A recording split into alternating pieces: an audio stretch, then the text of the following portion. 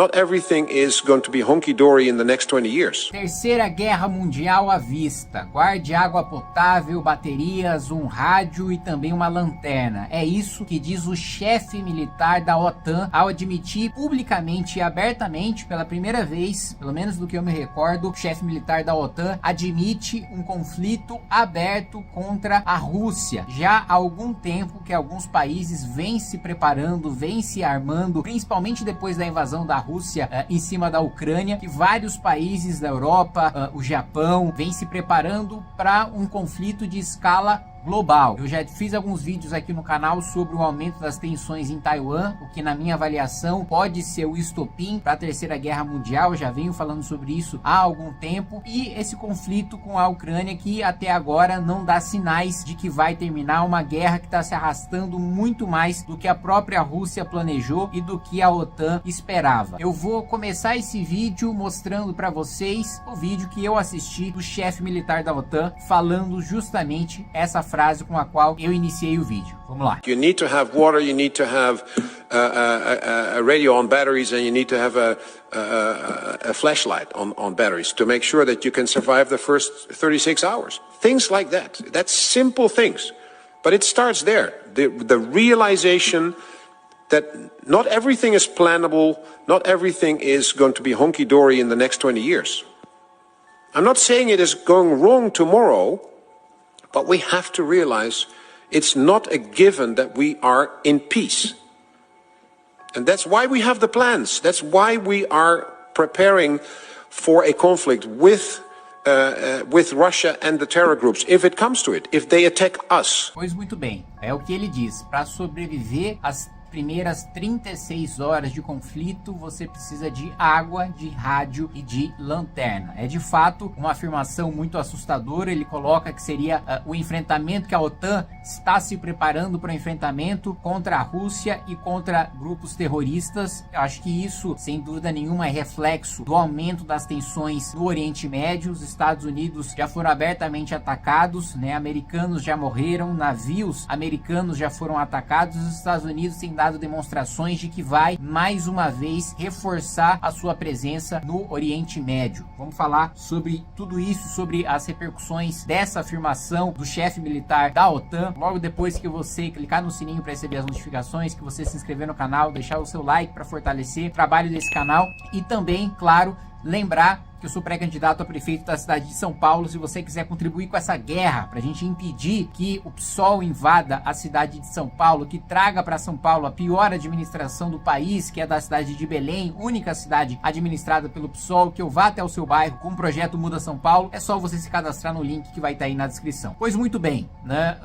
Depois de todas as tensões, de toda essa guerra, né? E a OTAN já reafirmou que a Ucrânia pode contar com o apoio militar da OTAN para continuar lutando, para continuar resistindo contra essa invasão de soberania, contra essa violação de direitos humanos, contra esse ataque imperialista da Rússia em cima do território ucraniano. Mas para além disso, né, a fala do chefe militar da OTAN é reflexo de um cenário que a gente vive em todo o globo. A própria Coreia do Norte, né, as tensões na Coreia do Norte, as tensões na Ásia, as tensões envolvendo Taiwan, envolvendo o Japão, envolvendo China, né, existe uma grande preocupação. Vocês sabem que eu tenho muito contato com parlamentares e com ministros japoneses, porque eu sou um dos responsáveis por manter e estabelecer um diálogo nas nossas relações diplomáticas e comerciais entre o Brasil e o Japão, por ser o único deputado Nikkei, né, descendente de japoneses do estado de São Paulo, e um dos únicos 3 deputados Nikkeis de todo o parlamento, de todos os 513 deputados. Então,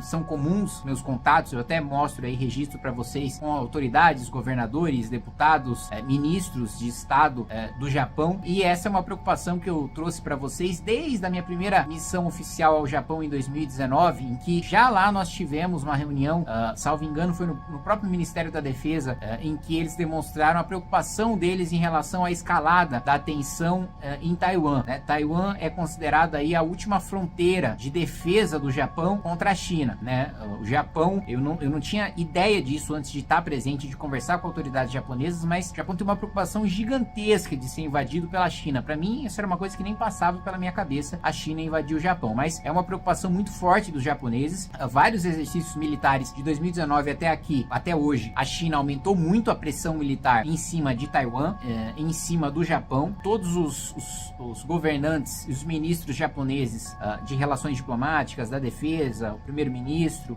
têm tido postura bastante firme, bastante pró-Taiwan e bastante anti-China nesse cenário de tensão que eles vivem, justamente porque a China intensificou os exercícios militares, não apenas violando o espaço aéreo de Taiwan, que já tinha se tornado uma coisa comum, mas violando inclusive o território marítimo do Japão, né? Em várias manobras militares cada vez mais ousadas, assim como a Coreia do Norte tem lançado mísseis em território japonês. Vários alertas já foram dados, eu inclusive mostro para vocês, faço questão de mostrar sempre que há um aumento, sempre que há uma escalada nessas tensões, porque diferente da Ucrânia, que foi invadida pela Rússia, a Ucrânia ainda não era e não é ainda membro da OTAN, apesar de ter, né, o apoio da OTAN, não é um país membro da OTAN e, portanto, não gera obrigação de que os outros países membros da OTAN, principalmente os Estados Unidos, defendessem diretamente aquele país, ou seja, entrassem na guerra de cabeça. É uma situação completamente diferente com o Japão. Dado o acordo que foi feito, o acordo de rendição que foi feito na Segunda Guerra Mundial, até hoje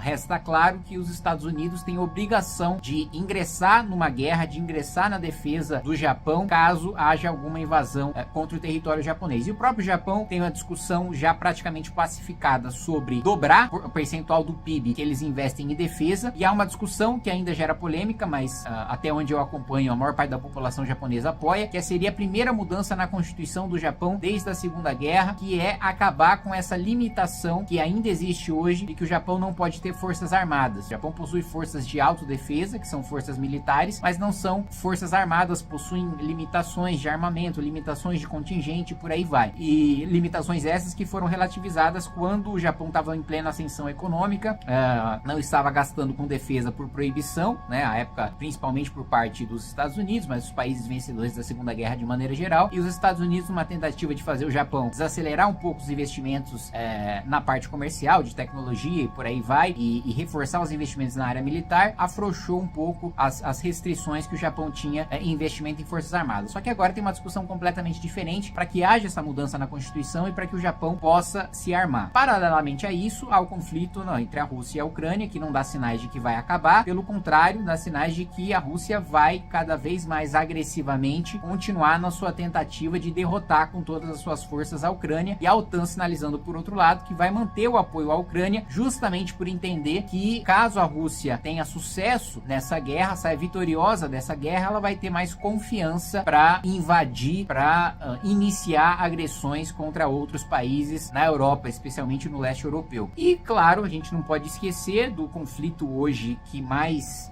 chama a atenção, que é justamente o conflito entre Israel e o Hamas, e também contra o Hezbollah e outras organizações terroristas que têm aproveitado a invasão, o atentado terrorista do Hamas contra Israel para pressionar militarmente Israel, para tentar fazer com que Israel não tenha maneiras de se defender pela quantidade de frontes de batalha que estaria enfrentando na sua fronteira sul, na sua fronteira norte, né, na fronteira com Gaza, na fronteira com a Síria, com o Líbano, e por aí vai, e do envolvimento direto dos Estados Unidos nesse conflito agora que ocorre no Oriente Médio. A gente sabe que o Irã está cada vez mais presente nesse conflito, é o principal patrocinador do Hezbollah, tem intenções assim muito claras e muito abertas. Eu vou pedir até para o editor colocar na tela. Teve uma entrevista recente que o representante da ONU concedeu para a Folha de São Paulo, falando que o Irã passou dos limites no enriquecimento de urânio há muito tempo, né? Limites que foram estabelecidos lá atrás já foram descumpridos, já ultrapassou 9, 10 vezes aquilo que havia sido prometido e está cada vez mais próximo de ter uma bomba atômica. E o Irã não mede as suas palavras ao dizer que quer utilizar a bomba atômica para destruir o Estado de Israel, quer utilizar a sua bomba atômica para exterminar o povo judeu, tem uma intenção abertamente antissemita, né? O que também Israel, em sendo um parceiro-chave dos Estados Unidos, e o Irã, por outro lado, sendo um parceiro-chave da Rússia, Rússia envolve aí um conflito de escalas globais. Bom, isso sem dúvida nenhuma afeta o Brasil, afeta a economia brasileira, me deixa triste, não só a economia, mas a geopolítica de maneira geral, me deixa triste que hoje eu tenho medo muito grande de fato do mundo entrar em guerra e o Brasil estar do lado errado da história. E o Brasil, sob a presidência do Lula, se alinhar às ditaduras, se alinhar aos regimes sanguinários, se alinhar aos regimes autoritários e ficar ao lado desses regimes numa eventual guerra, né? Ou seja, se alinhar aos interesses da Rússia, se alinhar aos interesses da China, né? Como já tem abertamente atacado, o Brasil tem na diplomacia internacional atacado Taiwan, tem abertamente endossado posições antissemitas, como a denúncia da África do Sul contra o Estado de Israel, que foi endossada em sua grande maioria por ditaduras sanguinárias que desrespeitam os direitos humanos, e infelizmente o Brasil foi colocado ao lado desses países graças à decisão do presidente Lula, a qual eu apresentei uma moção de repúdio na Câmara dos Deputados e estou buscando apoio, estou publicando no Instagram frequentemente quem assinou para a gente conseguir 257 assinaturas e mostrar para o governo Lula que nem a sua própria base aliada, não estou coletando só assinatura de deputado de oposição não, estou buscando do centrão, do governo, para mostrar para o governo Lula que nem dentro da sua própria base essa visão antissemita se sustenta, ela tem repercussão, pode ter repercussão num núcleo mais radicalizado de mais 100 deputados de esquerda e de extrema esquerda que não tem vergonha nenhuma de assumir o seu antisionismo, o seu antissemitismo. Agora, da grande massa, da grande maioria da Câmara dos Deputados, não há essa reverberação, e justamente isso que eu quero demonstrar para que o Itamaraty seja obrigado a rever a sua posição. Enfim, em meio a todo esse cenário de tensão, eu acho importante a gente ficar alerta, eu acho importante a gente ficar atento, porque essa pode ser uma guerra que, sem dúvida nenhuma, em acontecendo, independentemente do seu resultado, vai marcar muito negativamente a nossa geração, vai causar muitos prejuízos humanos, vai causar muitos prejuízos econômicos, vai causar muitos prejuízos sociais. E o Brasil, na situação de calamidade que ele já se encontra só com seus problemas domésticos, era só o que faltava, a gente também tem que lidar com uma guerra mundial. Pessoal, é fundamental para você que acredita, que segue, que tem os nossos valores e princípios do Movimento Brasil Livre, que você entre no Clube MBL, não só para ter acesso a todas as vantagens do clube, mas principalmente para apoiar o grande projeto que nós temos para o nosso país, e vocês sabem de que projeto eu tô falando. É só você clicar aqui nesse link que você vai poder ajudar o MBL e vai poder fazer parte dessa luta.